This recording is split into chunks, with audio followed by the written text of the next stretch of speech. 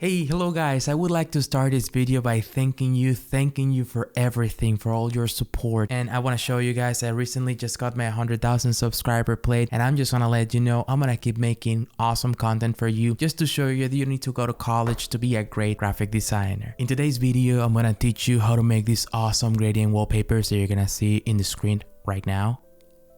You can use them in your projects, you can use them as a wallpaper, or you can sell wallpapers in places like Gumroad online and make some money that way. And the best thing is I'm gonna teach you the entire process so you can make your own and sell them in packs online if you want to. But stay till the end of the video because I'm gonna share with you some tips and tricks that are gonna help you stand out. So without any more delay, let's just start designing. Okay guys, we're gonna start in Adobe Illustrator, but you can use this file that is gonna be in the description of the video. Let's start. I'm gonna start by creating a shape, but before that, since I have this document, I'm gonna create a new layer called shapes. These are gonna be the background shapes, and then we're gonna create a circle. So like the ellipse tool, just press L, and then we're gonna make this circle like a perfect circle while pressing shift, and then we're gonna try to use this curvative pen tool and start just reshaping it a little bit to give it a little bit more of a uneven edges in the circle, something like that. Maybe bring it a little bit up or something like this. I think it looks really good like that. And then we're gonna create another shape on top of it. Let me show you something. I'm gonna try to put it in default right now so you can see it. We're gonna create another shape with the curvative pen tool, and it's gonna be like a shape that intercepts the circle right here, right in this part. So you're gonna create right now like a curve, something like this. It should go a little bit out of the canvas, don't worry about that for now. And then it's gonna be something like this. I'm gonna try to make it a little bit more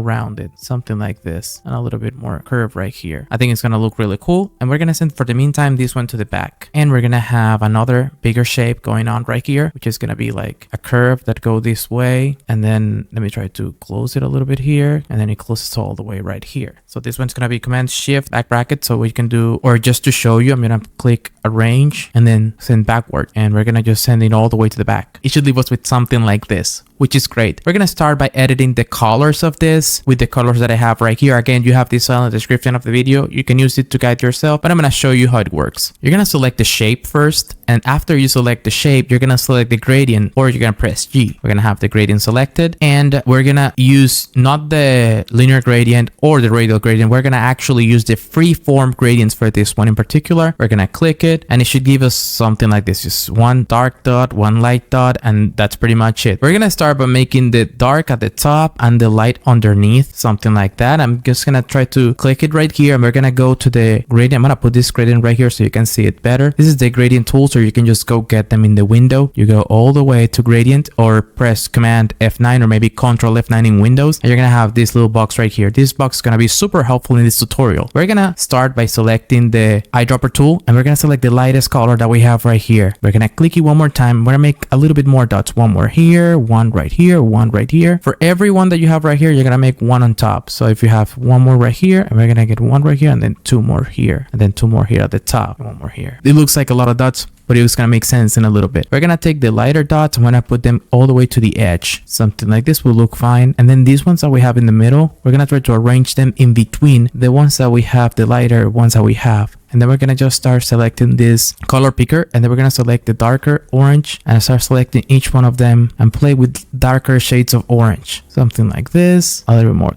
like a darker one, and then we go right here, we get the darkest one right there, and then we're gonna try to select here the darkest one again, and then here one of the darkest one at the top, and then we should have something going on like this where it's like the orange, the light, and the dark going on there. I'm gonna try to select one of the darker ones right here too. You see, I had a mistake right there. You cannot use the normal eyedropper tool when you do that, so it's good for you to see that, because sometimes you can get a little bit confused with that part. I'm gonna leave it in the video so you can understand that part. We're gonna go back, we're gonna select the gradient tool again, and we're gonna select one of the dots, and remember that you can only use the color picker from here, not the actual tool that is in the eyedropper tool. So they're kind of different. I'm gonna select the darker color right here, and then instead of this light one, we're gonna select the darker color. It should leave us with something like this, looking like this, which is great. That's what we're looking for right now. We're gonna select the second shape, and we're gonna take these colors. Let me try to press with the normal color eyedropper tool. We're gonna select it, and we're gonna take the colors from there. I'm gonna press Command Shift and back bracket just to bring it to the front, or you can right click, go to arrange, bring to front is Shift Command back bracket, and you're gonna bring it all the way to the front. Here we're gonna select again the gradient tool, and with this gradient tool we're gonna use the dots that we have right here, but we're gonna do a little bit of an edit with those. We're gonna use the lighter ones in this edge. We're gonna get rid of this dark one right now. We're not gonna use it for the moment. We're gonna use the darkest orange in the top right here, and we're gonna focus a lot having darker oranges at the top and lighter oranges in this edge that we have right here. So we're gonna have two of this. We're gonna have the normal orange going on right here. We're gonna take this one and leave it all the way here, and bring this one all the way right now, and we're gonna take this one and make it a little bit bigger. The trick here will be that we're gonna make this one, we're gonna reduce the opacity all the way to 0 in this specific dot, okay? And we're gonna bring this a little bit up, and then we're gonna bring this closer to right here with 0 opacity. I'm just gonna take one more time right here, and this one is gonna reduce the opacity all the way to 0, just to keep it like that. You're gonna be able to see it as soon as I click out of it. I'm gonna show you without the stroke so you can see it better. I'm gonna click this too, and I'm gonna remove the stroke. I'm gonna select the stroke, I'm gonna remove it, and it should look something like this. I want to get rid of this line that is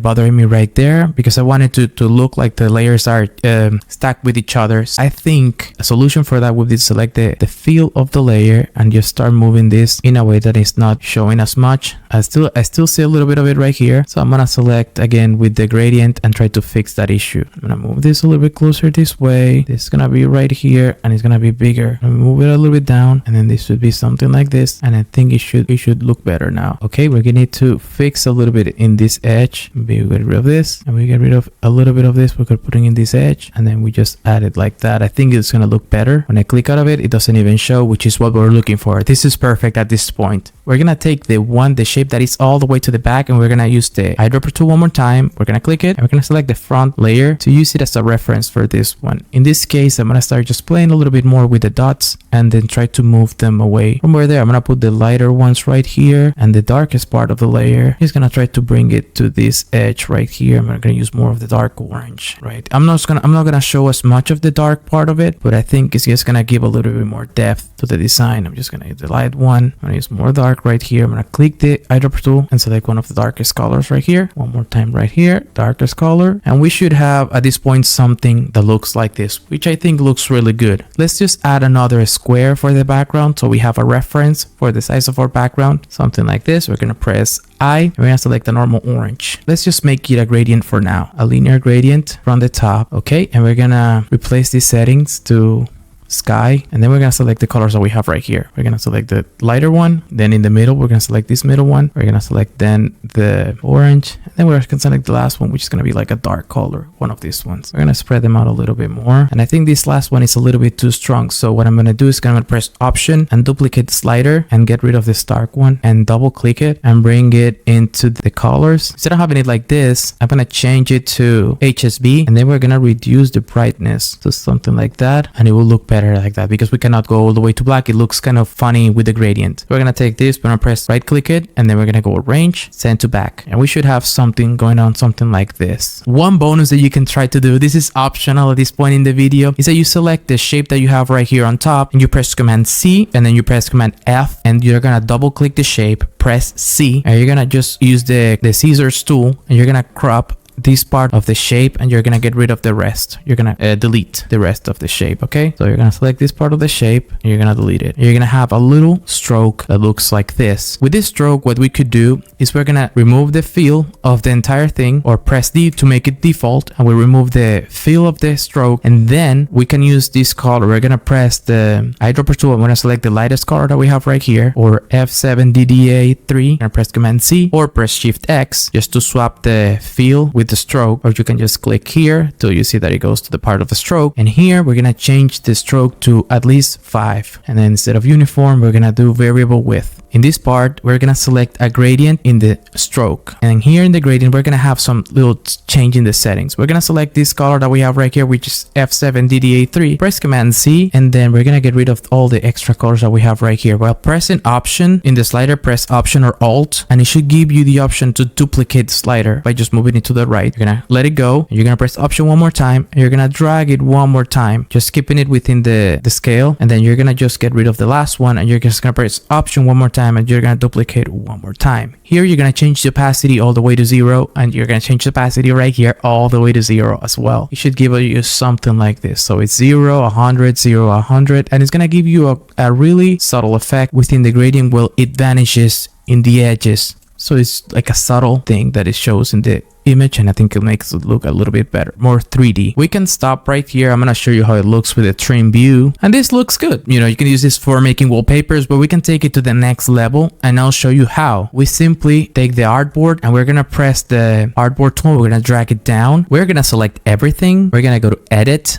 colors, generative recolor. We're gonna click it right there, and then we're gonna see what we have right here. Let's try to use this lavender storm. We're gonna agree. It's gonna use AI just to give us a different palette of colors based in this design to see if it gives us a better options, like some extra options that we can try to do with this. We're gonna try, look at this. It looks actually great. I think this one looks nice. Let me see this one. They all look awesome. I think it just makes something really nice. And here you can make variations of the wallpaper you want to use. I'm gonna just leave it like that because I think it looks great. And the next step, starting from this, the next step what we should do is just take the design that we have. This is a bonus again. We are gonna do some stuff in Photoshop to make it look even better. We're gonna press Command C. We're gonna go and we're gonna open Photoshop, and here we're gonna create a new file. This one is gonna be 1920 by 1080. 1920 by 1080.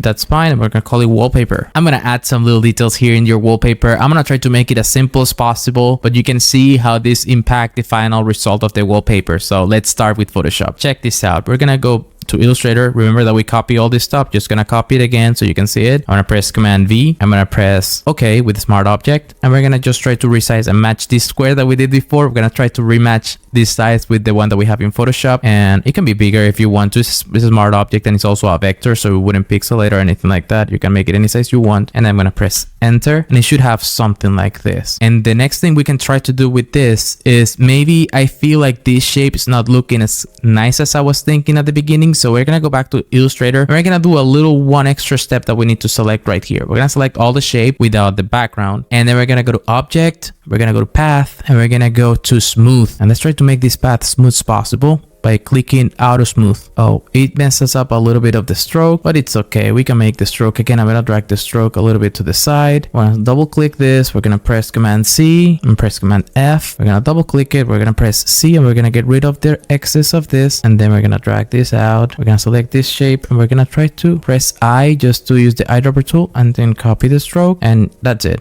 We fixed the problem. We're gonna get rid of this one, and it should give us something, I think, cleaner. I think this looks a little bit better because the path is a little bit cleaner. I'm gonna press Command C here. We're gonna go to Photoshop, and then I'm gonna delete this one because I think this one's gonna look a little bit better. All right, we're gonna just resize it or make it a little bit bigger. I'm gonna press Enter, and I think it looks really nice. Okay, we're gonna go to Filter, we're gonna go to Blur, and we're gonna add a motion blur. And here we're gonna change it to 64. Let's just do something softer than that, like 32. Maybe less, maybe something like 16. I think 32 was good enough. I think I'm gonna leave it on 32, and then we're gonna use the brush tool, and then we're gonna select this one right here, which is the soft brush tool. I think it's this one, soft round, and we're gonna increase the size to at least like let me see, like 1040 or something like that. And then we're gonna select the smart filters with the black color in front, and we're just gonna dab a little bit right here just to reduce the motion blur in the main area of the image. This is the artistic part of this. Just click whatever you want it to be less blurry, but let's just leave the edges a little bit blurry. I think it makes it look really cool. We're gonna take the whole thing after that, and we're gonna right click it. We're gonna convert to Smart Object, and here we're gonna go to Filter, and then we're gonna select the Camera Raw filter just to increase a little bit of the highlights. We're gonna reduce a little bit of the whites. We're gonna increase a little bit of the shadows, and we're gonna increase a little bit the vibrance, like 10 or 11, and then the saturation a little bit more to make it a little bit more yellowish, and adds a little bit of texture, like something like 10. And then we're gonna add a little bit of grain, something like I think like that, like a 9 or a 10. And then the vignette effect, something like -26. Looks really cool. We're gonna press OK, and it should take the design to this next step. And I think this looks really cool. I'm gonna press Command 0 so you can see the final result. I think it looks awesome. And this is the final result. I think it looks really nice. But now is your turn. Use these gradients in your projects and let me know in the comments below what do you think about them. And this will bring us to the end of the video. If you feel like you learned something new, just give it a like. That'll help me a lot. Thank you so much for watching, and I'll see you again in the next video.